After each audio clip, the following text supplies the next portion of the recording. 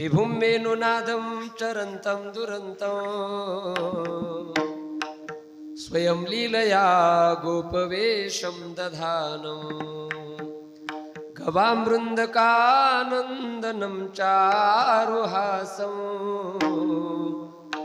परब्रह्मलिंगं भजे पांडुरंगम। पांडुरंगा करू प्रथम नमन, दुसरे चरणा संतांची या, त्यांच्या कृपादाने कथेचा विस्तारू। बाबाजी सद्गुरुदास तुका, कलावज्ञ जीवोद्धरार्थावतारम, कलंकांक तेजोधिका मोदी वक्रम, खलानीश बाधापनुदारह दक्षम, समाधिस्थ मूर्तिं भजे ज्ञानदेवम। ओम नमो ज्ञानेश्वरा, करुणाकरा दयाळा, तुमचा अनुग्रह लाधलो, पावन झालो चराचरी। ओम शुक्लां ब्रह्म विचार सार परम मध्यम जगद्व्यापिनीं, वीणा पुस्तकधारिणीं अभयदां जाढ्यांधकारापहां, हस्ते स्फाटिक मालिकां विदधतीं पद्मासने संस्थितां, वन्दे तां परमेश्वरीं भगवती बुद्धिप्रदां शारदां। कृष्णाय वासुदेवाय,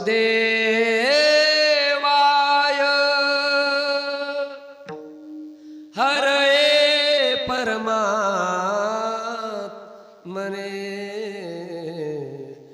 प्रणत क्लेशनाशाय गोविंदाय नमो नमः।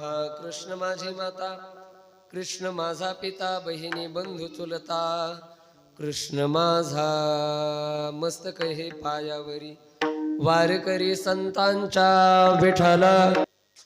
आपल्याच गावातील असणारे एक मातोश्री कैलासवासी शांताबाई वसुदेवजी लांडे यांच्या या गंगा पूजनाच्या कार्यक्रमाच्या निमित्ताने आज आपण त्यांना श्रद्धांजली समर्पित करण्याकरता उपस्थित आहोत। आणि त्याच संबंधातलं तुकोबाराच्या अभंगाने काही चिंतन घडावं हा मनामध्ये हेतू ठेवून अभंग तुकोबाराच्या सेवेसाठी निवडलाय। ऐका, या अभंगामध्ये तुकाराम महाराजांनी माणूस मेल्यानंतर, शरीर रूपाने निघून गेल्यानंतर पाठीमागे राहिलेल्या लोकांनी कोणते कोणते कर्म केले पाहिजे, त्या कर्माच्या बाबतीमध्ये सकारात्मक विचार तुकोबारांनी या ठिकाणी मांडले। नाही तर बऱ्याच वेळेला आज आपल्याकडे या विज्ञान युगामध्ये माणूस निघून गेल्यानंतर त्याच्या नावाने पाठीमागचे लोक क्रिया करताना बघायला भेटत नाहीत, दिसत नाहीत। खेड्यामध्ये जरा बरे, पण शहरामध्ये गेल्यानंतर फक्त अंत्यविधी केला जातो, नंतर दावा नाही, गंगा पूजन नाही, तेरावा नाही, श्राद्ध नाही, काहीच करत नाही। पण आपल्यावरती वारकरी संप्रदायाचे संतांचे संस्कार असल्या कारणाने तुम्ही आम्ही लोक, खेड्यातली लोक मात्र या गोष्टी करतो आणि या गोष्टी करायलाच पाहिजे। कशासाठी? तर आपल्या वाडवडिलांचे आपल्यावरती असलेले उपकार, त्या ऋणातून उपकारातून उत्तीर्ण होण्यासाठी मरणाच्या नंतर केलेले काही कर्म हे आपण केलेच पाहिजे। त्याच्यामध्ये दावा असेल, गंगा पूजन असेल, काल झालेला तेरावा असेल, नाही तर पुढे येणारं वर्ष श्राद्ध असेल। मग ही शृंखला अर्थात संस्काराची शृंखला 1 वर्षापर्यंत आपल्याकडे सांगितलेली आहे। आणि 1 वर्षापर्यंत प्रत्येक माणसाने पिंडदान केले पाहिजे। ते कोणते कोणते, कशा कशा पद्धतीचे पिंडदान करावे लागतात याचा विचार आपण थोडक्यामध्ये आज आपण या निमित्ताने चिंतन करणार आहोत। लक्ष देऊन ऐका। माणूस मेल्यानंतर 1 वर्षापर्यंत त्या माणसाचा प्रवास चालतो असं धर्मशास्त्र, गरुड पुराणाने अनेक तैत्तरीय उपनिषद वगैरे वगैरे सगळे शास्त्र आपल्याला सांगतात, शिकवतात। 1 वर्षापर्यंत तो जीवात्मा प्रवास करतो। ऐका, पंचमहाभूतांचा देह आपल्याला द्यावा लागतो। तो दिला 1 वर्षापूर्वी शांताबाई यांनी। आपण प्रमाण पाठ आहे आपल्याला, देह हा पाचाचा, आणिला उसना, शेखी ज्याचा त्यासी देणे लागे। 5 लोकांचा उसना आणलेला देह प्रत्येक वेळेला तो आपल्याला द्यावाच लागतो। पंचमहाभूतांचा देह उसना आणलाय, पृथ्वी, आप, तेज, वायू आणि बाबा कोणतं शेवटचं? आकाश। हे काय? पंचमहाभूत आहेत। आणि या पंचमहाभूतांचा उसना आणलाय आपण देह, बरोबर ना, उसना आणलाय. आणि व्यवहारामधला नियम आहे, एखादी वस्तू जर एखाद्या माणसाची आपण उसनी आणली तर ती परत द्यायची नसते, घरातच दाबून ठेवायची, बरोबर ना. हो म्हणतात बऱ्याच जणी. उसनी आणलेली वापस द्यायची असते का, घरातच ठेवायची असते. काय काय मातावाले नाही का, लागतं आपल्याला नाही का. एखाद्या वेळ अचानक जर चाळायचं पीठ, चाळणी खराब झाली, उंदरांनी कुरतडली तर शेजारणीची उसनी आणली जाते. आणि मग आपलं काम झालं की शेजारणीच एखादी वस्तू आणलेली परत नेऊन द्यावी लागते का नाही, तर वापस करावी लागते. आपलं काम झालं. उदाहरणार्थ आता उन्हाळा येईल, उन्हाळ्यामध्ये तुम्ही ते उन्हाळ्यातली कामं करता, मग ते काय काय ते पापड्या बनवायच्या, त्यानंतर मग ते सगळं काय काय काय शेवया बनवतात. शेवया बनवायला आता ते मशीनून काढून आणलं जातं, पण पूर्वी शेवया कशाने घरीच बनवल्या जायच्या नाही का. किंवा वेगळे वेगळे असणारे त्या बऱ्याचशा गोष्टी आपण घरी बनवतो. ते सूर्य असतो, सूर्य त्याने काय बनवतात, हा, कुरड्या बनवतात. नाही, उन्हाळ्यामध्ये कुरड्या बनवतात आपल्याकडे. तो सूर्य आपल्याकडे नसला आणि आपलं सगळं तयार आहे, मग तो शेजारणीचा उसना आणला जातो. उसना आणलेला तो सूर्य कुरड्या बनवून झाल्यानंतर वापस वापस द्यायचा का घरातच ठेवायचा, वापस द्यावं लागतं. काही बाया अशा असतात, शेजारणीचं उसनं आणलं की ते नेऊनच देत नाही, तशाच दाबून ठेवतात. मग ते दसऱ्यात निघत ते कुणाचं काय आणलंय ते नाव असतात ना त्याच्यावर लिहिलेले. पण ऐका, नियम असा आहे की एखादीच जर वस्तू आणली तर ती परत करावी. तसा तुम्ही आम्ही लोकांनी देह कसा आणलाय, मोठ्याने बोला, कसा आणलाय, उसनाय. आणि आपलं काम झालं की आपण काय करायचा, तो परत करायचा. काम झालं की हा देह परत करावा लागतो. पंचमहाभूतांचा इच्छा आपली असली किंवा नसली तरी तो परत करावा लागतो, तो करावा. आणि 1 वर्षापूर्वी पंचमहाभूतांचा उसना आणलेला देह शांताबाई यांनी काय केलाय, परत केलाय. आणि त्यावेळेला त्यांचा एक शेवट झाला, लक्ष देऊन ऐका. आणि त्या निघून गेल्यानंतर मागच्या लोकांनी मग त्यांच्या शरीरावरती काही संस्कार करावे लागतात. ते निघून गेल्यानंतर मुलांनी पाठीमाग 1 वर्षापर्यंत काही पिंडदान करावे लागतात. ते कुठे कुठे आणि कसे समर्पित पिंडदान करायचे त्याचं चिंतन आज आपल्याला या अभंगाच्या निमित्ताने करायचे. माणूस मेल्यानंतर प्रत्येक माणसाला वायवी देह प्रदान केला जातो. ऐका, वाऱ्यासारखा देह, त्यालाच आपल्याकडे म्हणतात भूत योनी. आणि म्हणून प्रत्येक मेलेल्या माणसाला भूत योनीमध्ये जावंच लागतं. 1 वर्षापर्यंत त्याला तो प्रवास करावा लागतो देवाच्या दरबाराच्या दिशेने. अलीकडे शिकलेली लोक भूत मानत नाहीत, बरोबर ना, भूत मानत नाहीत शिकलेली लोक. आणि खरंय त्यांचं, कारण माणसं भूताच्या पलीकडचं वागायला लागलेत आजकाल. त्यामुळे भूत मानायचं कारण नाही. पण भूत नावाची योनी आहे का नाही बाबा, भूत नावाची योनी आहे. बरं, मी म्हणत नाही, अनेक संतांनी तसं सांगितलंय ना, पळे भूत बाधा भेने ते माऊली ज्ञानोबाराने शब्द वापरलाय, पळे भूत बाधा. त्या अर्थी भूत आहे. किंवा रोज आपण सकाळी उठल्यानंतर हनुमान चालीसा म्हणतो. तुलसीदासांनी हनुमान चालीसेमध्ये काय म्हटले, भूत पिशाच निकट नाही आवे, महावीर जब नाम सुनावे. म्हणजे इथे देखील त्यांनी पिशाची योनी, भूत योनी मांडलेली आहे. ज्ञानोबारायांनी मांडले, तुकोबारायांनी तर म्हटलंय, उपमा दिली पंढरीचे भूत मोठे, आल्या गेल्या झडपी वाटे. म्हणजे ऐका, या प्रमाणाने एक सिद्ध गोष्ट होते की संतांना देखील भूत योनी, पिशाची योनी मानली. आणि हरेक माणसाला त्या भूत योनीमध्ये जावं लागतं. वाऱ्यासारखा देह मिळतो कशासाठी, प्रवास करण्यासाठी. आणि 1 वर्षापर्यंत प्रवास करावा लागतो त्या जीवात्म्याला. ऐका, आणि वर्ष श्राद्धाच्या दिवशी तो जीवात्मा देवाच्या दरबारामध्ये जाऊन पोहोचतो. ऐका, आणि देवाच्या दरबारामध्ये वर्ष श्राद्धाच्या दिवशी गेलेला जीवात्मा त्या दिवशी त्याच्या पाप पुण्याचा हिशोब केला जातो. आणि मग त्याला वर्ष श्राद्धाच्या दिवशी पुढची गती प्रदान केली जाते. प्रवास किती दिवसाचा आहे, 1 वर्षाचा. लक्ष देऊन ऐका, आज गंगा पूजनाचं कार्य केलं, गंगा पूजनाचा विधी पूर्ण झाला की त्या जीवात्म्याचा प्रवास सुरू होतो. गंगा पूजनापर्यंत तो जीवात्मा इथेच असतो. आणि हे सगळे क्रिया केल्यानंतर तुम्ही आम्ही लोक त्याला निरोप देतो, वाट लावतो. आणि मग 1 वर्षाचा प्रवास. आज शांताबाईचा काय होणार आहे? मोठ्याने बोला, काय होणार आहे? सुरू होणार आहे. आणि कधी पूर्ण होणार? वर्ष श्राद्धाच्या दिवशी. आणि म्हणून ऐका, गंगा पूजनाला कीर्तन का करायचं? त्याचं एक कारण आहे, उग आपल्याला वेळ भरपूर झालाय, आपल्याकडे पैसे भरपूर झालेत म्हणून कीर्तन करायचंय होय. पैसे भरपूर आहेत म्हणून इथं उडवायचे आहेत का महादेव महाराज? का आपल्याकडे वेळ भरपूर झालाय म्हणून इथं घालवायचं आहे? वेळेला एवढी किंमत आहे, वेळेसारखी किंमत कशालाच नाही. म्हणून तर आपल्याकडे एक वाक्य मराठीमध्ये, टाइम इज, मराठीमध्ये टाइम इज मनी म्हणतात ना. माऊलीने बरोबर सांगितलं, मराठीतलं नाही इंग्लिशमधले वाक्य बरोबर सांगितलं माऊलीने आमच्या. आपल्या सगळ्यांना पाठ आहे ना, टाइम इज मनी म्हणजे पैसा. वेळेला एवढी किंमत आहे, पैसा एवढी किंमत जर वेळेला आहे, तर मग एवढा अमूल्य किमतीचा वेळ तुम्ही आम्ही लोक इथं कीर्तनात देतोय, मग आपल्याकडे भरपूर झालाय म्हणून द्यायचा आहे का? उत्तर आहे नाही. मग कशासाठी? उत्तर एकच आहे, अरे शांताबाई आमच्या गावातल्या होत्या, शांताबाई आमच्या कुटुंबातल्या होत्या, शांताबाई आमच्या नातेवाईक होत्या, शांताबाई आमच्या गल्लीतल्या होत्या, म्हणून त्यांच्याविषयी आमचं काही कर्तव्य की त्या एका प्रवासाला निघाल्यात, जात असताना तो प्रवास त्यांचा सुखकर व्हावा यासाठी या कीर्तनामध्ये आम्ही उपस्थित राहून, या कीर्तनामध्ये आम्ही भजन करून जे पुण्य कमावणार आहोत ते सगळं पुण्य शांताबाईच्या पदरामध्ये आपल्याला टाकायचंय आणि त्यांना निरोप द्यायचा आणि त्यांना सांगायचं की तुम्ही तुमचा प्रवास व्यवस्थित करा. देवाला म्हणायचंय की हे देवा, आज तुझ्या दरबाराच्या दिशेने त्या निघाल्यात, येत असताना त्यांना कुठली अडचण येऊ देऊ नको.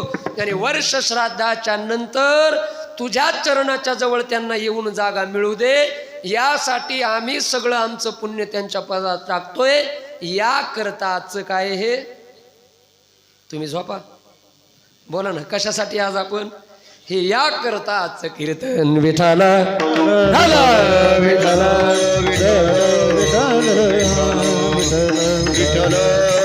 म्हणजे आज आपण इथं उपस्थित राहिलेलो आहोत ते त्यांना काय वाट लावण्यासाठी. आज प्रवास सुरू होणार आहे त्यांचा, आणि मग त्या प्रवासामध्ये कुठलीही अडचण येऊ नये याकरता हे पुण्य कमवायचं.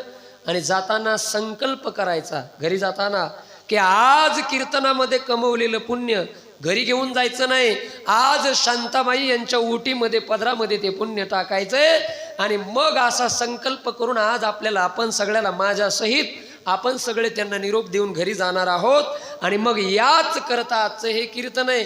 नाही तर कीर्तन कशाला व्हायला लागले, पण अशा कार्यक्रमाला कीर्तन गरजेचे आहेत. नाही तर कीर्तन कमी आहेत का आज? कशाला कीर्तन आहेत आज? बाबा मला खरं सांगा, तुमच्या लहानपणी जास्त कीर्तन व्हायचे का आता जास्त होते? आता तुम्ही ज्या वेळेला तुम्हाला कळत होतं लहानपण त्यावेळेला एवढे कीर्तन होते का? बरं, कीर्तनकार पण एवढे नव्हते, कीर्तन पण एवढे होते का? कुठेतरी कधीतरी कीर्तन व्हायचे, वर्षातून एखादा कुठेतरी सप्ताह असायचा. सगळ्या गावांनी कीर्तन नाही, सगळीकडे सप्ते नाही, कीर्तनकार पण कमी, गाणारे कमी, वाजवणारे कमी. पूर्वी जेवढे कीर्तन होत नव्हते तेवढे आज कीर्तन व्हायला लागलेत. आज कीर्तन म्हणजे कुणी जन्माला आलं कीर्तन, कुणी मेलं कीर्तन, कुणी घर बांधलं कीर्तन, नाही का, कुणाचा वाढदिवस, त्या मुलाला उठवा,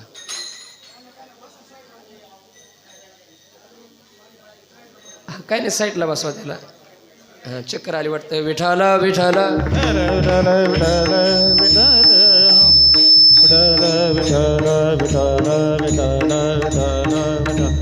विठ्ठल विठ्ठल विठ्ठल. खाली बसवा त्याला आणि बाकीचे बसा, त्याला टेकून बसवा, पलीकडे पलीकडे टेकून बसवा. हला विठ्ठल कुंडली कवरदा हरी विठ्ठल, श्री ज्ञानदेव तुकाराम, पंढरीनाथ भगवान की जय, माऊली ज्ञानेश्वर महाराज की जय. हला विठ्ठल विठ्ठल. काय नाही, व्यवस्थित आहे, त्याला चक्कर आली वाटतं थोडीशी. ओके झाला, ओके. हां चला इकडे लक्ष द्या तुम्ही, बाकीचे इकडे बघा, नाहीत मला चक्कर यायची, तुम्ही नाही बघितलं, तुम्ही इकडे बघा. चला चला, काय चाललं होतं आपलं? वा म्हणा कीर्तन, म्हणजे असं बघा जवळ बसलेलीच माणसं म्हणाले कीर्तन चाललं होतं. हे असं झालं, चावडीवरच दरोडा पडल्यासारखा काम झाला. चावडीचीच माणसं लक्ष देऊन ऐकत नाही. इकडे लक्ष द्या. कीर्तन पूर्वी जास्त व्हायचे का आता? हा मुद्दा सुरू आहे आता. आज कीर्तन जास्त होतात. कशाला कीर्तन व्हायला लागले?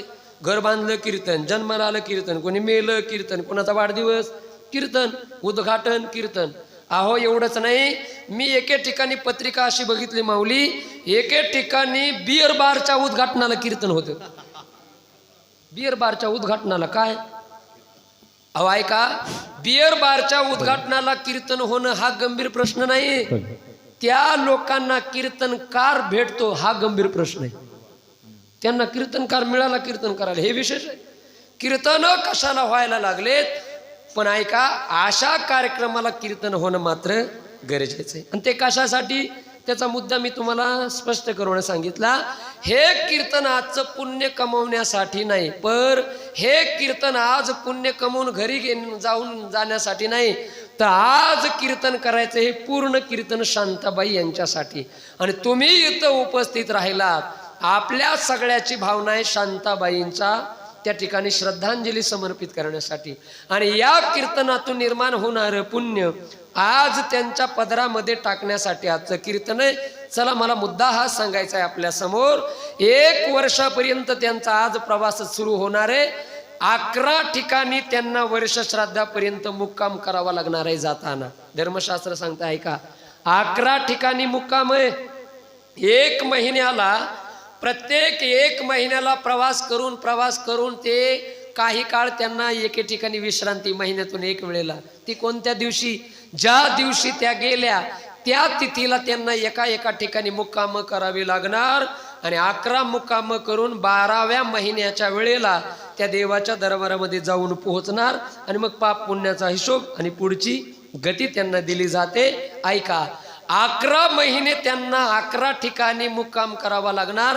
मग पाठीमागच्या लोकांचं कर्तव्य असे, शिवाजीराव ना तुम्ही, शिवाजीराव ऐका, पाठीमागचं तुमचं कर्तव्य असे की ज्या तिथीला त्या गेल्या त्या प्रत्येक महिन्याच्या तिथीला काय जीव घालावा लागणार? इथून पुढे आता महिना, 1 पितूर 1 महिना जीव घालावा लागतो का ना? गोडधोड कोणीतरी घेऊन येतं आणि ते खाऊ घालतं त्या पितूर लोकांना. ऐका, प्रत्येक महिन्याला इथं केलेलं अन्नदान, प्रत्येक महिन्याला इथं केलेलं नामस्मरण, त्या प्रवासामध्ये त्यांना ते जाऊन मिळतं आणि त्यांचा प्रवास सुखकर होतो.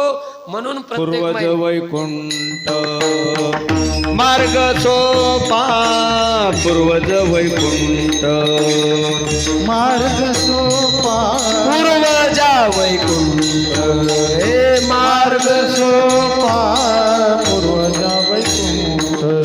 ज्ञानदेव सांग झाला हरिपाठ, ज्ञानदेव सांग झाला हरिपाठ, पूर्वज वैकुंठ मार्ग सोपा, पूर्वज वैकुंठ मार्ग सोपा.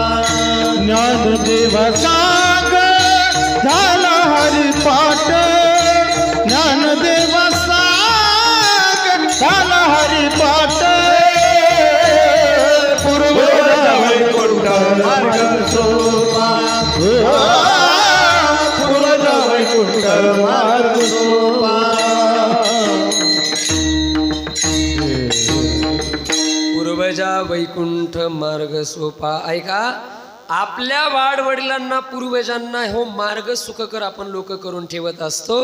म्हणून प्रत्येक महिन्याला अन्नदान हे करावं, ते त्यांच्या प्रवासामध्ये त्यांना उपयोगी पडतं. किती मुक्काम करावे लागतात?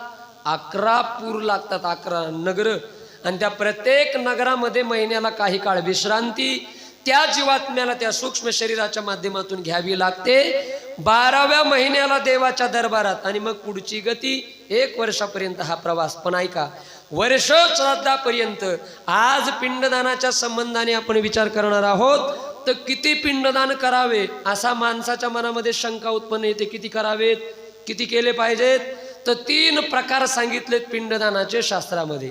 प्रकार कोणते? ऐका, पहिला प्रकार आहे मलिन षोडशी, दुसरा प्रकार आहे मध्यम षोडशी आणि तिसरा प्रकार आहे उत्तम षोडशी. मलिन षोडशी मध्ये 16 पिंडदान द्यावी लागतात, मध्यम षोडशी मध्ये 16 आणि उत्तम षोडशी मध्ये 16. षोडशी शब्दाचा अर्थ आहे 16. षोडशी म्हणजे काय? 16. 16 पिंडदान मलिन षोडशी मध्ये द्यायचे. ते कसे? ऐका, मेलेल्या दिवसापासून 10व्यापर्यंत हे 16 पिंडदान द्यावे लागतात, हे आपल्याला शास्त्राने सांगितलंय. ते कसे आणि कुठे द्यायचे फक्त मोजत चला, मी सांगतो तुम्हाला, ऐका. माणूस आपला घरामध्ये गेला, जीव जिथे गेला, घरामध्ये ज्या जागेवरती माणसाने प्राण सोडले, पहिल्यांदा शास्त्रकार म्हणतात त्या जागेवरून त्या माणसाला उठवून बसवायचं. आपण बसवतो घरामध्ये, उठवून बसवल्यानंतर त्या माणसाचं तोंड कुणीकडे करायचं याचं ही शास्त्र आहे. तोंड कुणीकडे करून ठेवायचं? माणसं आपलं घर जिकडे, त्या घराचं तोंड जिकडे तिकडे तोंड करून ठेवतात. पण ऐका, मेलेल्या माणसाला उठवून बसवत असताना त्याचं तोंड कुणीकडे असायचं तर शास्त्र म्हणतं त्याला बसवा उत्तरेकडे तोंड करून. उत्तराभिमुख बसवणे असा त्याचा शब्द आहे. उत्तर दिशा कुणीकडे? इकडे. ही दक्षिण, ही पूर्व, पश्चिम, ही उत्तर दिशा. म्हणजे आता माझं कुणीकडे तोंड? असंच. मी गेलो नाही सध्या, पण असं सांगायला तुम्हाला, आता माझं जिकडं तोंड आहे असं बसवायचा माणूस. ऐका, फार गोड विचारे, लक्ष देऊन ऐका. उत्तरेकडे तोंड करून त्याला बसवणे म्हणजे उत्तराभिमुख बसवणे असा त्याला शास्त्रामध्ये शब्द आहे. ऐका, ज्या जागेवरती जीव गेला त्याच जागेवरती पहिला पिंड समर्पित करा म्हणतं शास्त्र. त्या जागेवरती त्या पिंडाचं नाव आहे शवदान नावाचा पिंड. पहिला शव शब्दाचा अर्थ आहे मृत शरीर, आणि दान द्यायचंय आपल्याला. कुणाला? मी प्रमाण सुरुवातीला सांगितलं ना, शेखी ज्याचा त्यासी पंचमहाभूताला काय करायचंय तो आता देऊन टाकायचा आपल्याला. म्हणून त्याकरता पहिला पिंड तिथे समर्पित करायचा. त्या पिंडाचं नाव शवदान नावाचा पिंड. त्यानंतर ऐका, त्या माणसाला बाहेर अंगणामध्ये काढलं जातं. आंघोळ घालायची तोपर्यंत सगळे पाहुणे रावळे जमा होतात. गावामध्ये वार्ता पसरती, अमके अमके पाटील गेले, अमक्या अमक्या पाटलीन गेले, अमके अमके गेले आपल्या गावातले. हे माहिती झाल्यानंतर लोक जमा होतात. लोक जमा झाल्यानंतर बाहेर आंघोळ घालायची, त्याला अंगणामध्ये आंघोळ घालावी लागते. अंगणामध्ये आंघोळ घालताना त्या आंघोळीच्या जागेवरती दुसरा पिंड समर्पित करायचा. त्यानंतर काय म्हणतात त्याला? तिरडी म्हणतात ना, ती बांधली जाते तिथे. आणि मग तिथे तिरडीवर झोपवत असताना तिरडीच्या पाठीमागच्या पायाकडच्या बाजूने झोपवल्यानंतर तो शरीर, मृत शरीर, पायाच्या बाजूने रांगोळी काढली जाते आणि त्या रांगोळीवरती तिसरा पिंड समर्पित केला जातो. त्या पिंडाचं नाव आहे भूत नावाचा पिंड तिसरा तिथे समर्पित करायचा. ऐका, शास्त्र असं सांगते, ज्या माणसाच्या हाताने अग्निडाग द्यायचा तिथेच त्या माणसाला श्वेत वस्त्र किंवा धूत वस्त्र घालायला द्यायचे आणि तिथेच त्याची खौर करायची असे शास्त्र. पण आपल्याकडे ते पाळत नाहीत. आपल्याकडे डायरेक्ट 10व्याला करतात. ऐका, तिथे त्याची खौर करायची, तिथे त्याला श्वेत वस्त्र घालायला द्यायचे आणि मग ती शिकाळी उचलली, त्याला तो धरला, पुढे चालणार. तो पुढे चालणार, चौघ्या खांदाकाराने त्यांना उचललं. सगळी लोक मग भजन करत, नामस्मरण करत स्मशानभूमीच्या दिशेने जातात.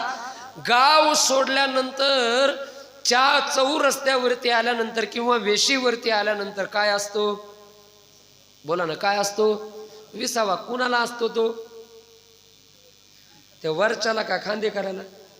वरच्याला आता काय विसावा का आणि काय त्याला ठेवा नाही तर संपलंय ना त्याचा. आता त्याचं काय कुणाला असतो मला काय माहित नाही, पण असतो का नाही कदाचित खांदे करायला असेल. पण ऐका, विसाव्याच्या ठिकाणी त्यांना तिथे ठेवलं की तिथे एक पिंड समर्पित करायचा. 4थ्या नंबरचा विसाव्याच्या ठिकाणी.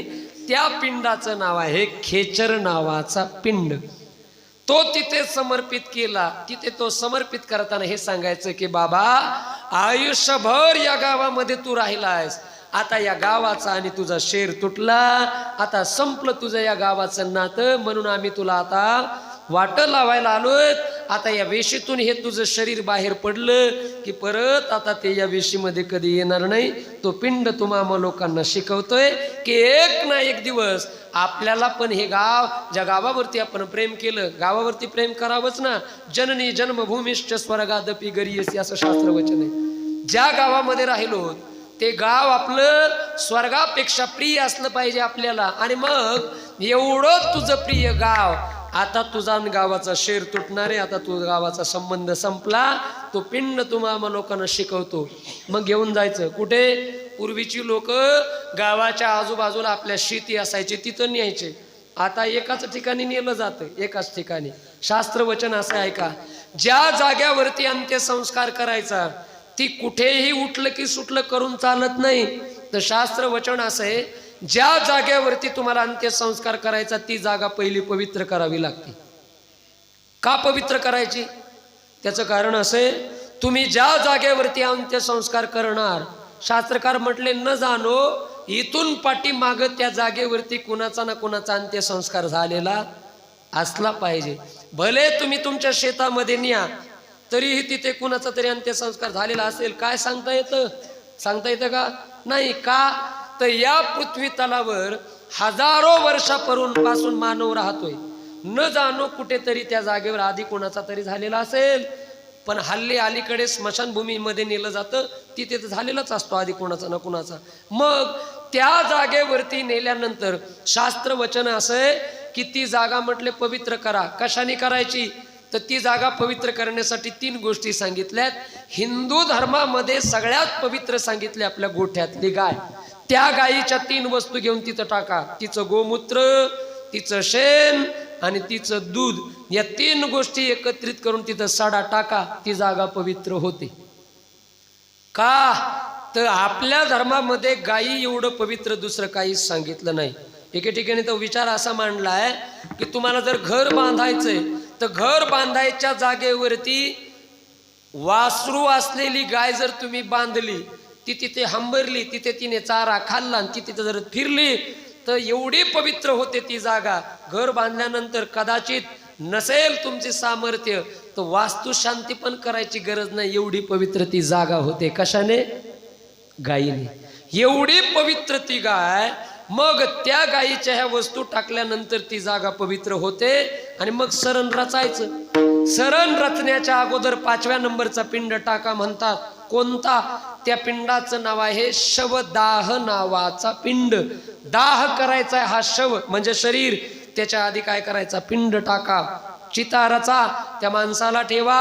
आणि मग नंतर ज्या माणसाच्या हाताने अग्निसंस्कार करायचा, शिकाळीवाला, त्याच्या हाताने संस्कार करा. अग्नी डाग दिल्यानंतर फिरविला घट फोडीला चरणी, महावाक्य ध्वनी बोंब झाली. बोंब मारा महावाक्याच्या नावाने. बोंबलतात तिथं, बरोबर. घट फोडला की त्याला बोंबलायला लावतात. ही महावाक्याच्या नावाने बोंब असते. महावाक्य कोणते? तर 4ही वेदाची वेगळी वेगळी वाक्य आहेत. त्याच्यामध्ये सर्वश्रेष्ठ महावाक्य ते म्हणजे अहम ब्रह्मास्मी, मी ब्रह्मा आहे, मी देव आहे. या महावाक्याचा उद्घोष करून त्या माणसाच्या शरीराला चितेला अग्नी तुम्ही द्या. ब्रह्मी ब्रह्मार्पण शेवटीचे ब्रह्मी ब्रह्मार्पण. वा वा महाराज. शेवटीचे ब्रह्मी शेवटीचे ब्रह्मी ब्रह्मदेवी. सारिले संकल्प एकाची वचने, सारिले संकल्प एकाची वचने. वा वा वा.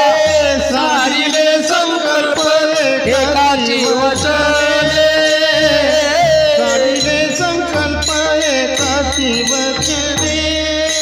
ब्रह्मी ब्रह्मार्पण शेवटीचे ब्रह्मी ब्रह्मार्पण शेवटीचे. ब्रह्मी ब्रह्मार्पण, ब्रह्मी ब्रह्मार्पण शेवटीचे. सारिले संकल्प एकाची वचने. जय हो. सारिले संकल्प एकाची वचने.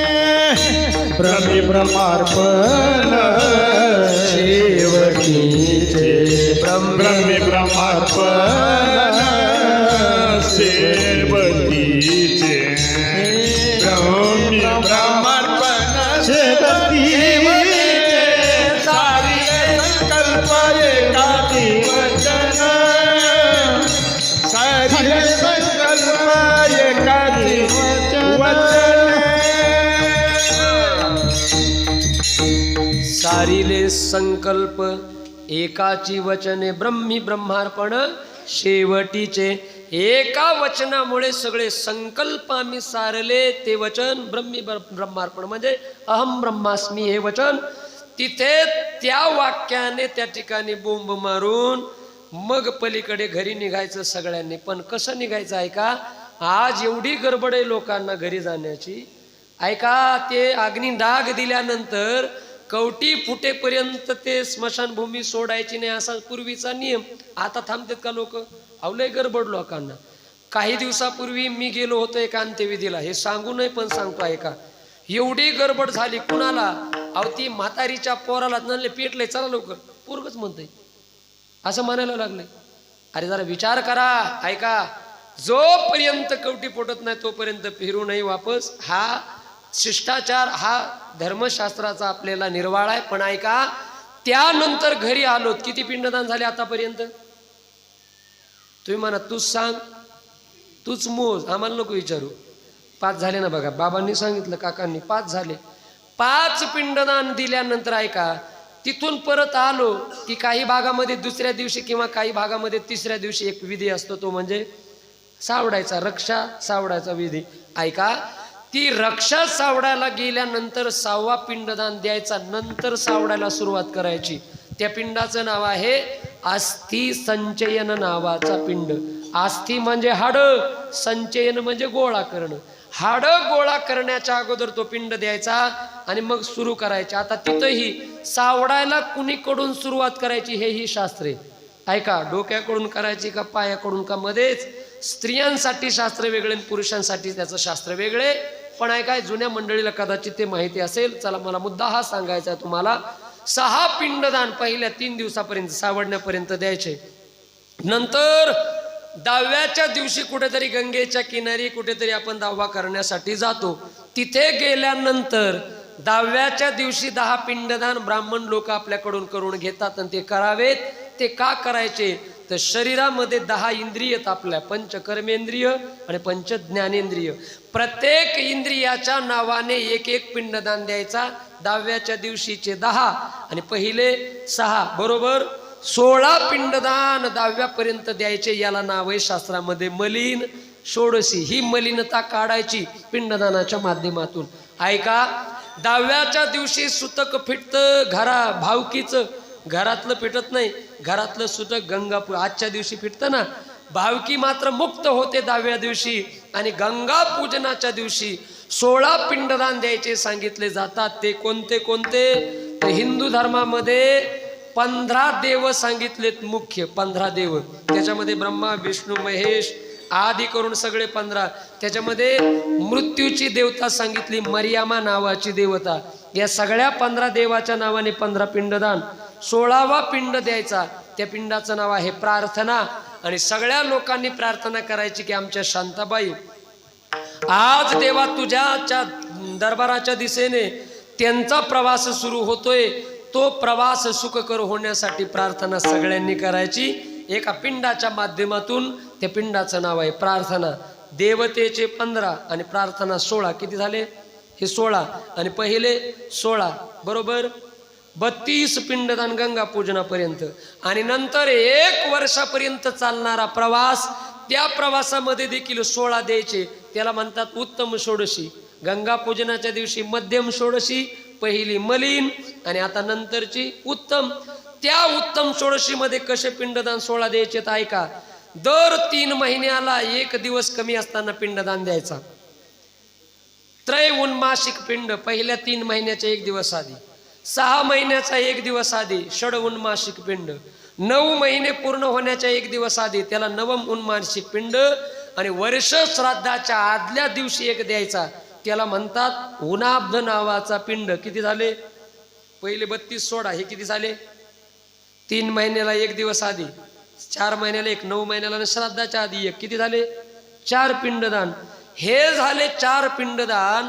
आणि प्रत्येक महिन्याला त्या तिथीला 1 पिंडदान द्यायचा. 12 महिन्याचे 12 आणि हे 4 किती झाले? 16. याला काय म्हणायचं? उत्तम षोडशी. पहिली मलिन षोडशी, मध्यम षोडशी आणि उत्तम षोडशी. बरोबर किती झाले सगळे? 16 48 पिंडदान माणूस गेल्यानंतर वर्ष श्राद्धापर्यंत करावे असं शास्त्र जर सांगतंय आपल्याला. मला सांगा, एवढे सगळे आपण करतो का? एवढे होतात का? त्यामुळे आपल्याच्याने होणं शक्य नाही एवढे सगळे. मुद्दामून इकडे आलो तुमच्याकडे मी. एवढे सगळे पिंडदान आता होणं शक्य नाही. आता आमचे हे शिवाजीराव असतील किंवा तुमचे बंधू, काय नाव त्यांचं, विठ्ठलराव असतील, शिवाजीराव आणि विठ्ठलराव, हे मला प्रश्न विचारतील की महाराज मागचे असतील, हे मधले असतील किंवा पुढचे असतील, हे आमच्या आईच्या नावाचे पिंडदान आमच्याच्याने मागचे झाले नाही, कमी पडले, काही पुढचे होतील का नाही आमच्या कामाने यांनी त्यांनी, ते काय शक्य होणार नाही. पण खरं सांगू का, हे सगळे पिंडदान कितीही माणूस त्याच्यातला जाणकार असू द्या, देणं शक्य होत नाही. काही ना काही राहतच.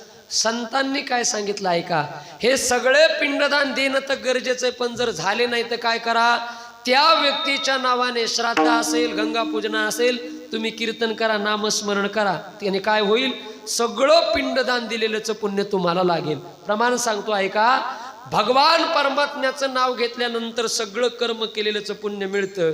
कायनो हे केले एका चिंतिता विठ्ठले, सर्व साधनाचे सार बीजानी फळ हरीचे नाम, बाबा बीजानी फळ हरीचे नाम, सकळ पुण्य सकळ धर्म, सकळ पुण्य सकळ धर्म, सकळ कळाचे हे वर्म, सकळ कळाचे वर्म, निवारी श्रमवारणी या,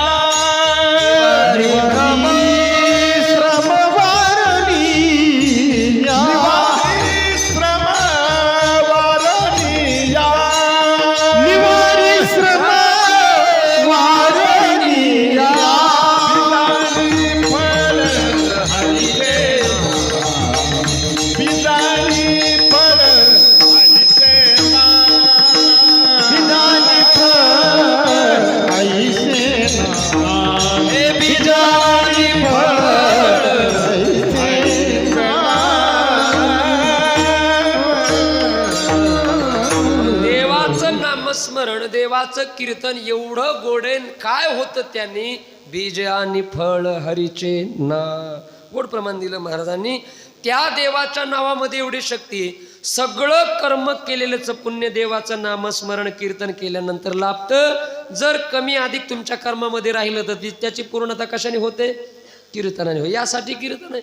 काही लोक म्हणतील महाराज तुम्हाला पाकिट मिळत आहेत म्हणून तुम्ही काहीही सांगायला लागले लोकांना, म्हणतील काय नाही पुरुषोत्तम महाराज लोक आपल्याला, पण आमच्या पाकिटासाठी म्हणत नाहीत, तर खऱ्याच अर्थाने कीर्तनात तेवढी ताकद आहे. बरं, एखादा माणूस म्हणेल की महाराज आमच्या घरातला एवढा माणूस आमच्या आवडीचा गेलाय, पण एवढं मोठं कीर्तन करणं आमच्याच्याने शक्य नाही. आता हे करणं सोपं आहे का? ते कीर्तनकार बोलवायचे, ते वादक बोलवायचे, टाळकरी बोलवायचे, गायक बोलवायचे, ते सगळं जमवा जमवी करायला माईक सिस्टीम बोलवायची, खर्च येतो याला. एखादा म्हणेल आमच्याच्याने एवढं शक्य नाही, पण आमची इच्छा आमच्या माणसाचा उद्धार व्हावा, याच्यासाठी काय तर कीर्तन म्हणजे हे चाललंय एवढ्यालाच कीर्तन म्हणत नाहीत, हा एक प्रकार आहे कीर्तनाचा. पण नाम संकीर्तन हे पण कीर्तन, आणि ते सोपं साधन आहे. काय करायचं काय नाही, घरातल्या 4 लोकांनी घरामध्ये जमायचं देवघराच्या समोर, आणि त्या व्यक्तीचा फोटो समोर ठेवून त्या व्यक्तीच्या नावाने नामस्मरण करणं, हे पण काय आहे, एका जनार्दनी नित्य हरीचे कीर्तन, एका जनार्दनी नित्य हरीचे कीर्तन, आसने शयने सदा हरीचे चिंतन, बाबा हरीचे चिंतन, धन्य जगी एक हरिरंगी बाबा बाबा रामकृष्ण वासुदेव सदा स्मरे वाचे, धन्य जगी हरिरंगी वासुदेव आसनी शेनी सदा हरीचे चिंतन. अरे नामस्मरण हे सगळ्यात मोठं कीर्तन आहे, आणि त्याच्या नावाने तर तुम्ही घरामध्ये केलं तर कीर्तन केलेल्याचं पुण्य, सगळ्या कर्माचा भाग पूर्ण केला असा त्याचा अर्थ आहे. म्हणून हे पिंडदान एवढे करावे लागतात. नसेल करता येत कीर्तन ठेवा, नसेल कीर्तन ठेवता येत नामस्मरण करा. कर्माधिकाचा भाग पूर्ण झाल्याशिवाय राहणार नाही। याकरता पूर्वसरींनी जुन्या लोकांनी श्राद्धाला असेल गंगा पूजनाला असेल कीर्तन करण्याचा सल्ला दिला। कारण काय, त्या माणसाचा उद्धार आणि कर्मामध्ये जर कुठे कमतरता भासली तर कीर्तनाने ती भरून निघते। पिंडदान हे नक्की मात्र ज्याला शक्य त्याने ते केले पाहिजे। तुकोबाराय म्हटले अरे मी केले, पण मी केलेलं पिंडदान जरा वेगळ्या पद्धतीचं पिंडदान आहे। कसं केलं पिंडदान मी, तर पिंड शब्दाचा अर्थ होतो शरीर, हाही एक अर्थ आहे। पिंड म्हणजे काय, पिंड म्हणजे शरीर। तर तुकोबाराय म्हटले वाड वडिलांच्या पूर्वजाच्या पितराच्या ऋणातून उत्तीर्ण होण्यासाठी मी पिंडदान दिलं। पण माझं पिंडदान कसं आहे, काय नाही म्हटले, माझं आराध्य दैवत त्या भीमेच्या चंद्रभागेच्या काठावर कटेवरती कर ठेवून गेल्या 28 युगापासून उभा असलेला तो पांडुरंग परमात्मा आमचा आराध्य दैवत। आणि त्या पांडुरंगाकडे मी गेलो आणि माझा देह त्या भगवान परमात्म्याच्या पायावरती ठेवला, म्हणजे मी पिंडदान केलं अभंगाचं पहिलं चरण। पिंड पदावरी पिंड पदावरी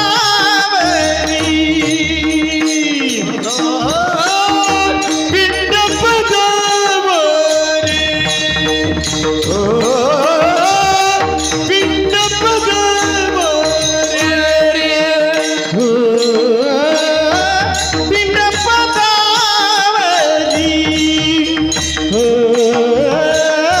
पिंड पदावरी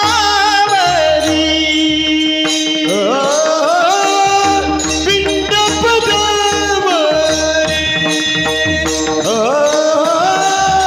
पिंड पदावरी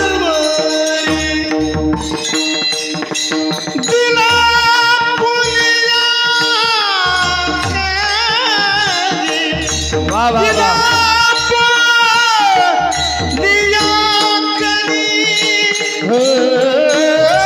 माझे झाले माझे झाले दिले अपलियाकारी दिले अपलियाकारी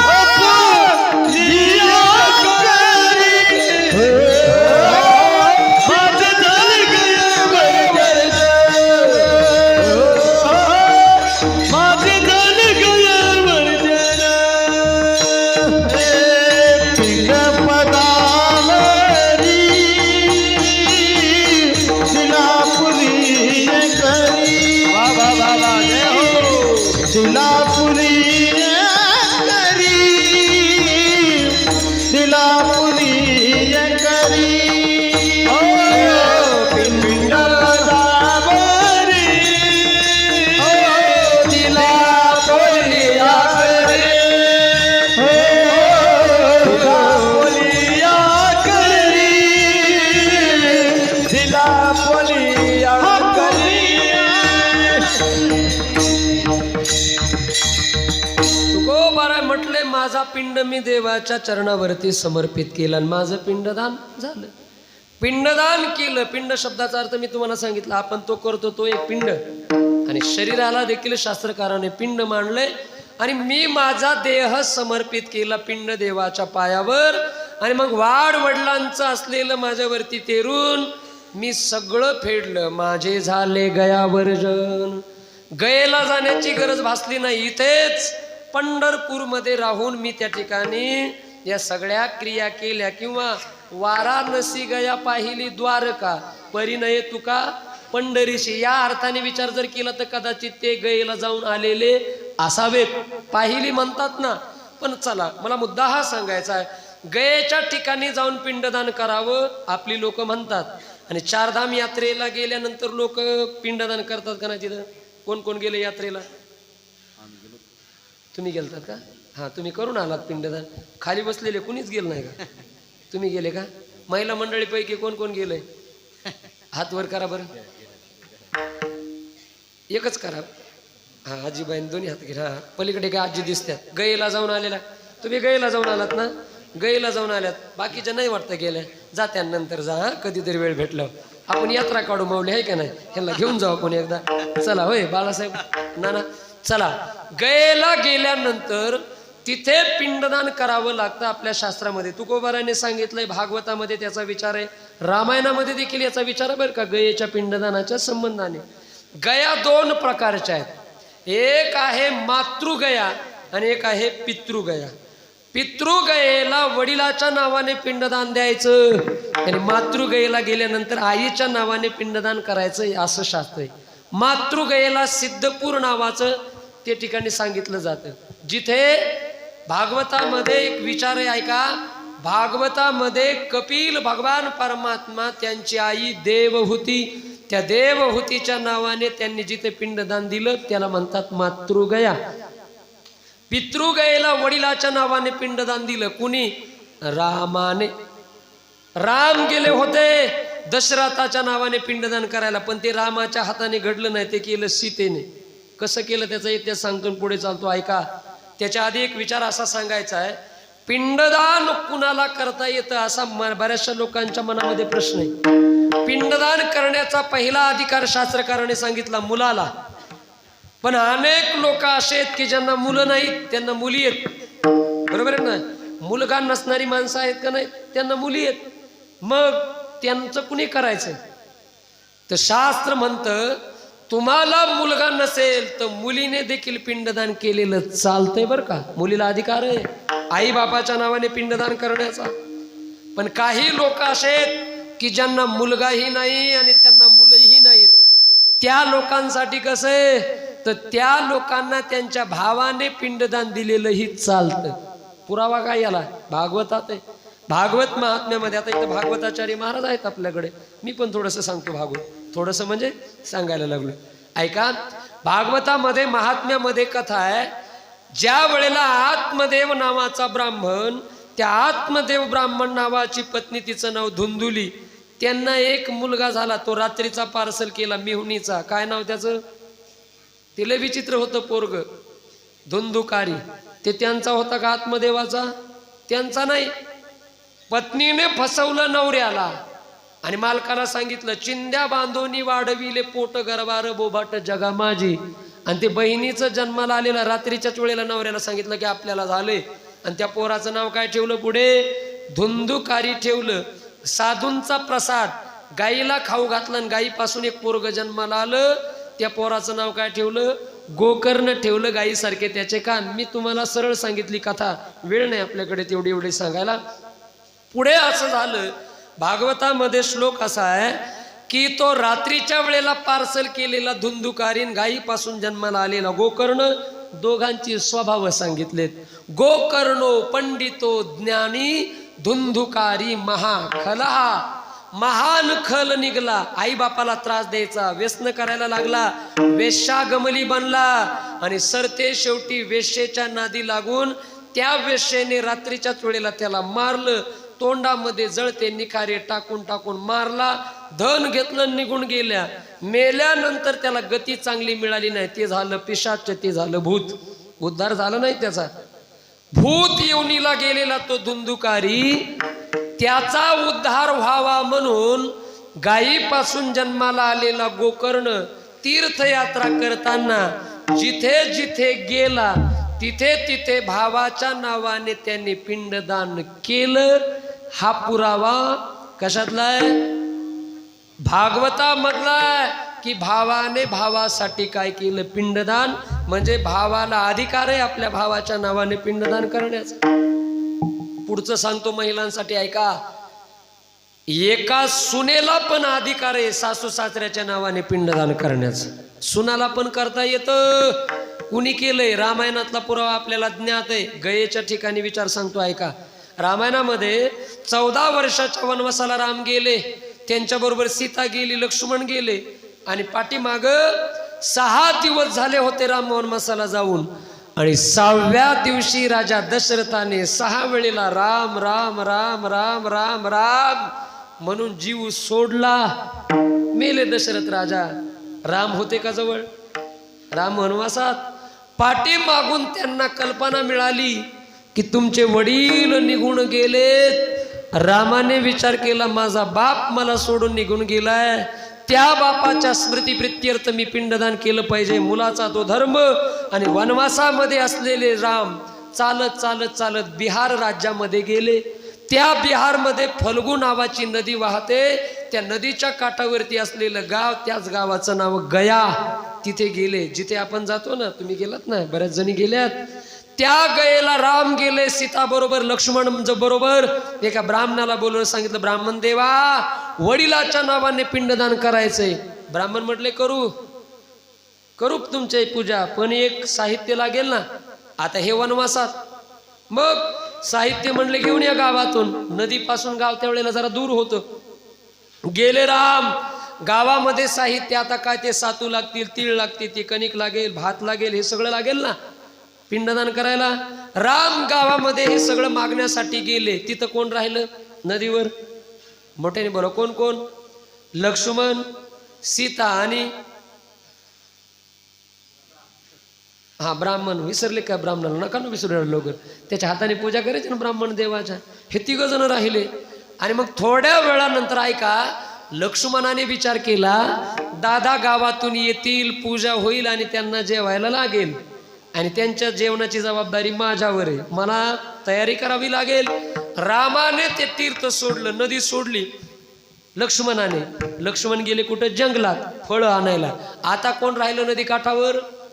सीता आणि ब्राह्मण. ऐका, सीता आणि ब्राह्मण राहिल्यानंतर 1:15 वाजेच्या दरम्यान ब्राह्मण सीतेकडे गेले. सीते, 15 मिनिट राहिलेत, पिंडदानाच्या वेळ निघून चालली. आपली घड्याळीनुसार नाही, खरंच बरं का.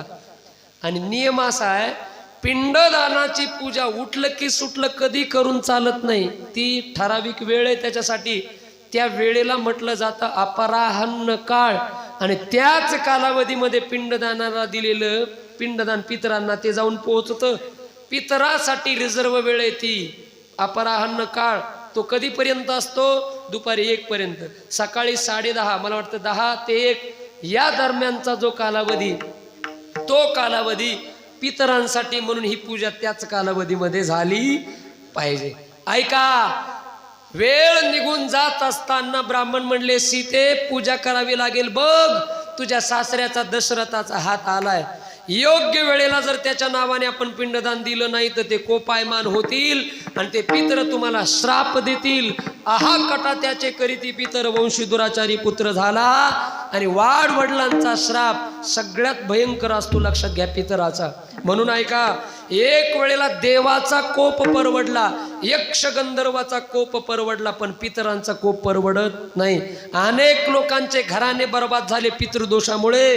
म्हणून पितरांचा दोष परवडत नाही. म्हणून पितर आपल्यावरती नाराज होतील असं कधी वागायचं नाही.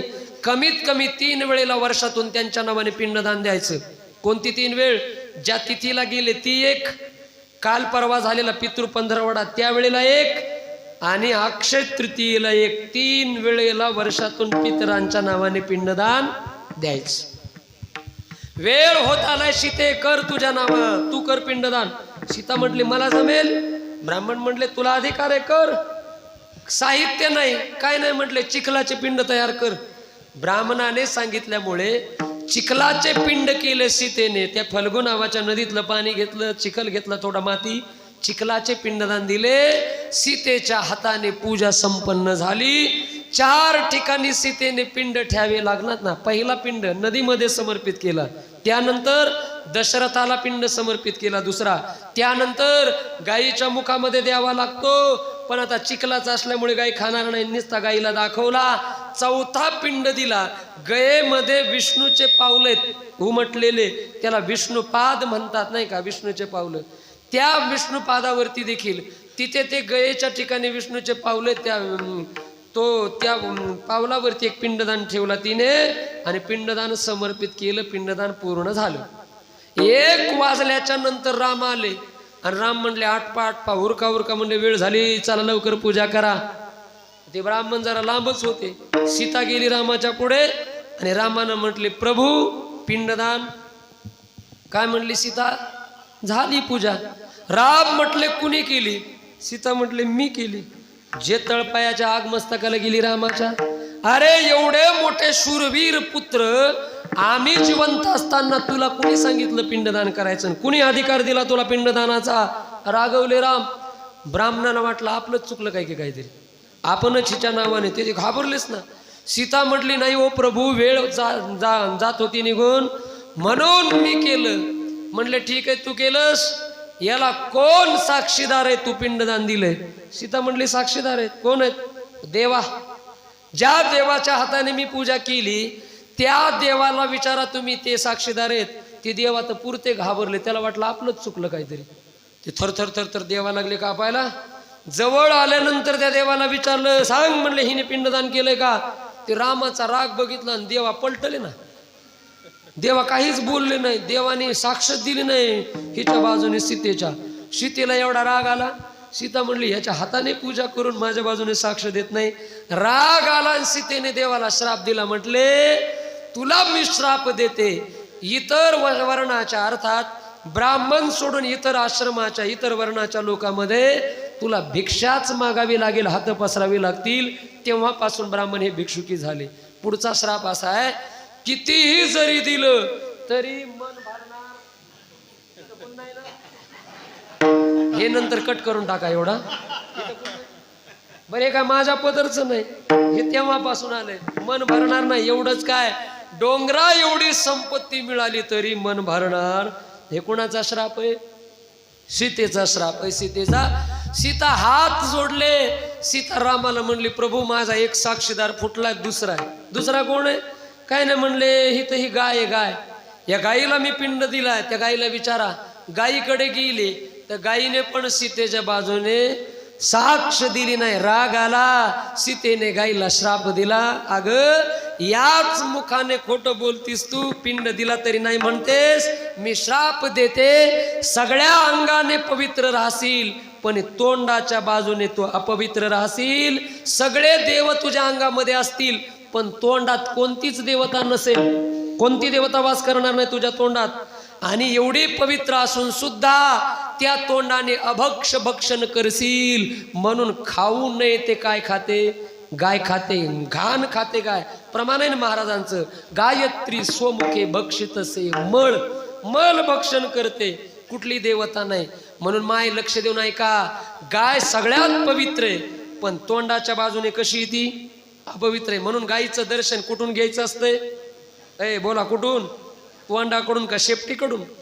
हा, तोंडाकडून घेत असताल तर बंद करा आजपासून, शेपटीकडून घेत जा, ते पावत नाही का? सीतेने दिलेला श्राप आहे. म्हणून शेपटीकडूनच आमच्या माता भगिनी दर्शन घेतात गायचं, हे त्याचं कारण आहे. ऐका, दोन साक्षीदार फुटले. सीता तर घाबरली, घाम आला सीतेला. आता वाटलं देव सोडणार नाहीत आपल्याला, ही देवाची लीलाच होती. ऐका, सीता म्हटली तिसरा साक्षीदार आहे. कोण? ही नदी. ज्या नदीमध्ये मी पिंड समर्पित केला, जिच्यातलं पाणी घेतलं, ती नदी. फल्गू नावाच्या नदीकडे गेली, नदीला विचारलं.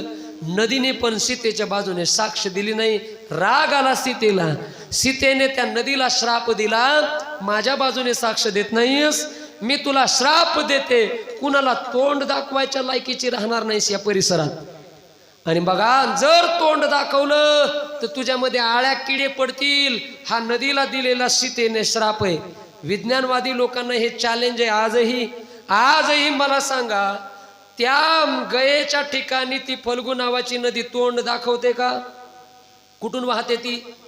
वरून नाही, कुठून वाहते? खालून, वाळूच्या खालून. तोंड दाखवित नाही. दाखवलं तर काय होतंय? आळ्या किडे पडतात. आणि मग पिंडदान करायला आपण गेलो की ब्राह्मण मागतात जिराच म्हणतात ना आपल्याकडे, जिरा खांदा, पाणी काढा आणि लगेच बुजवून टाका. जर तास दीड तास बुजवला नाही तर त्याच्यामध्ये आळ्या आणि किडे बघायला भेटतात. त्या कालावधीमध्ये सीतेने दिलेला श्राप आजही फल्गू नावाची नदी उपभोगते. त्रेतायुगातला श्राप आजही सीतेचा श्राप आहे. वरून नाही, खालून वाहते ती फल्गू नावाची नदी. सीतेला राग आला पण काय करता, एकही तिच्या बाजूने साक्ष देत नाही. राम म्हटले, सीते सांग लवकर कशी केलीस पूजा, कोण साक्षीदार आहे? सीता म्हणली, प्रभू एक राहिलाय, तेवढा साक्षीदाराची साक्ष नोंदवा. जर त्यांनी माझ्या बाजून दिली नाही तर तुम्हाला हवेल ती, वाटेल ती शिक्षा तुम्ही मला करा. कोण होतं? विष्णू पादाच्या ठिकाणी पिंड ठेवताना तिथे एक वड उगवलेला आहे. वड. त्या वडाला विचारलं. ते वडाने हे दोघ जण येताना बघितले. आणि लांबूनच त्या वडाने बघितलं, म्हणले ह्या बाईच्या बाजूने साक्ष द्यायची आपल्याला. का? लयच तापली म्हणले बाई ही. बघेल त्याला शाप देत सुटली, आपल्याला शाप द्यायची एखादा. म्हणून त्या वडाने आधीच ठरवलं सीतेच्या बाजूने साथ द्यायची. ते जरा शहाणं झालं. कारण नियम असा आहे, पुढच्याला ठेस लागली की मागचा काय होत असतो? बघा ना, बोला ना, काय होत असतो? शाहू होतो, शहाणा होतो. इथं ठेस लागली होती तिघा जण, हे शहाणं झालं. नियम आहे ना, पुढच्याला ठेस लागली की मागचा शहाणा होत असतो. ते जवळ आल्यानंतर सीतेने त्या वडाला विचारलं, वडा सांग बाबा तूच आता रामाला मी पिंडदान केलं का नाही? त्या वडाने रामाला सांगितलं, खरंच हो प्रभू, सीता मातेने तुमच्या वडिलांना भाग दिलाय त्यांचा. दशरथाच्या नावाने पिंडदान दिले, नदीमध्ये पिंड समर्पित केलाय, गाईला पिंड दाखवला. आणि हे बघा माझ्या खाली विष्णूच्या पावलावर देखील पिंड सीतेने ठेवलाय. हे तिघ जण खोटं बोलतात, खोटं साक्ष देतात. त्या वडाने रामाला सांगितल्याबरोबर रामाचा क्रोध शांत झाला आणि रामाला पटलं. सीतेला काय आनंद झाला, सीतेला एवढा आनंद झाला, हा वड माझ्या बाजूने बोललाय. सीतेने त्याला आशीर्वाद दिला, वडा अरे मी तुला आशीर्वाद देते, तू अक्षय राहशील, तू कधी मरणार नाहीस, कधी तुझा क्षय होणार नाही. म्हणून बघा आजही तुम्ही आम्ही जर गयेला गेलोत तर त्या विष्णू पावलाच्या ठिकाणी असलेला वड आजही तो तसाच आहे. त्रेतायुगापासून वड नष्ट होत नाही, सीतेचा आशीर्वाद आहे. त्या कालावधीमध्ये सीतेने त्याला आशीर्वाद दिला. जुन्या माणसाला विचारलं ना केव्हाचा वड, तर म्हातारी तिथली माणसं सांगतात आमचे आजोबा सांगायचे, आमचे वडील सांगायचे, तेव्हापासून हा वड आहे असाच आहे. आणि त्या वड जातीला, सगळ्या वडाच्या जातीला सीतेचा आशीर्वाद आहे. म्हणून हजारो वर्षापर्यंत वड टिकतो का नाही? हजारो वर्ष झाले. त्याचं मूळ खोड जरी निघलं तरी त्या फांद्या खाली येऊन तो पांगतच चालतंय, नष्ट होत नाही वड. कुणाला आशीर्वाद आहे? कुणाचा आहे वडाला? सीतेचा आशीर्वाद. ही रामायणामध्ये आलेली घटना, एक कथा आहे का, की एका सुनेला देखील अधिकार शास्त्रकाराने सांगितलाय सासू सासऱ्याच्या नावाने पिंडदान देण्याचा. तुकोबाराय म्हटले, अरे माझं गयावर्जन झालं, फिटले पितराचे ऋण. कसं केलं तुम्ही महाराज हे ऋण सगळं? तुकोबाराय म्हटले, अरे मला गयेला जाण्याची गरज भासली नाही, पण मी जे सुरुवातीला सांगितलं तेच ऐका. अरे कायम दीन रजनी हाची धंदा गोविंदाचे पोवाडे. कायम आम्ही नामस्मरण करतो, त्या नामस्मरणाचा परिणाम असा झाला, ती नामस्मरणाची हरिहराच्या नावाने मारलेली बोंब, तिचा परिणाम असा झालाय, पूर्वजाच्या पितराच्या नावाने पिंडदान मी केलं. अभंगाचं 3रं चरण. की माझ्या वाडवडिलांचं, पूर्वजांचं, पितरांचं असलेलं ऋण, ते ओझ उपकाराचं म्हणा, ते सगळं मी खाली उतरवलं. तुका म्हणे माझे भार उतरले ओझे, मी ऋणामधून त्या उत्तीर्ण झालो. असा सरते शेवटी तुकोबाराय आपल्याला सांगतात. असा हा गोड पिंडदानाच्या बाबतीमध्ये सकारात्मक विचार प्रतिपादन करणारा तुकोबारायचा 4 कडव्याचा अभंग सेवेसाठी आपण या ठिकाणी निवडला होता. वेळ माझी बरोबर संपलेली आहे. झालेली सेवा भगवान परमात्म्याच्या चरणी समर्पित करून या ठिकाणी थांबूया. आपल्या गावातील असणाऱ्या वैकुंठवासी शांताबाई वसुदेव लांडे यांच्या या गंगा पूजनाच्या कार्यक्रमाच्या निमित्ताने तुम्ही आम्ही सर्वही मातेला या श्रद्धांजली समर्पित करण्यासाठी उपस्थित आहोत. आज त्यांचा प्रवास मी सुरुवातीला सांगितलं सुरू होणार आहे आणि त्या निमित्ताने आपण हे सगळं पुण्य त्यांच्या पदरामध्ये समर्पित करायचं आणि थांबायचं आहे. का महिलांच्या जीवनामध्ये 2 गोष्टी फार महत्त्वाच्या आहेत. पहिली गोष्ट अशी आहे ऐका, तुम्ही ज्या वेळेला पहिल्यांदा तुमच्या वडिलांच्या घरामधून या गावामध्ये नांदायला आला असताल, पहिल्यांदा ज्या वेळेला वडिलांच्या घरून तुमच्या पतिदेवाबरोबर, त्यावेळेला येताना तुमचे वडील प्रत्येक लग्न झालेल्या पुरीबरोबर काहीतरी पाठवलं जातं. त्याच्यामध्ये एक महत्त्वाची गोष्ट पाठवली जाते, ती म्हणजे शिदोरी. पाठवतात का नाही? बरोबर ना? कशाची असते शिदोरी ती? आता लय वाढलंय काय काय, पण पूर्वीची आपली पारंपरिक आजी कशाची पाठवतात? पुरणपोळ्याची. बरं, पुरणपोळ्याची शिदोरी पाठवत असताना ती शिदोरी ज्या वेळेला बनवायची त्यावेळेला घरातल्या 2-3 बाया बनवतात का गल्लीतल्या भावकीतल्या बोलवावे लागतात? शिदोरी बनवायला बोलवलं जातं ना. मग सगळ्या जमा होणार आणि मस्त सुंदर मग गाणे म्हण, चहा काय ते मस्त लय आनंदाच्या वातावरणात बनवली जाते शिदोरी.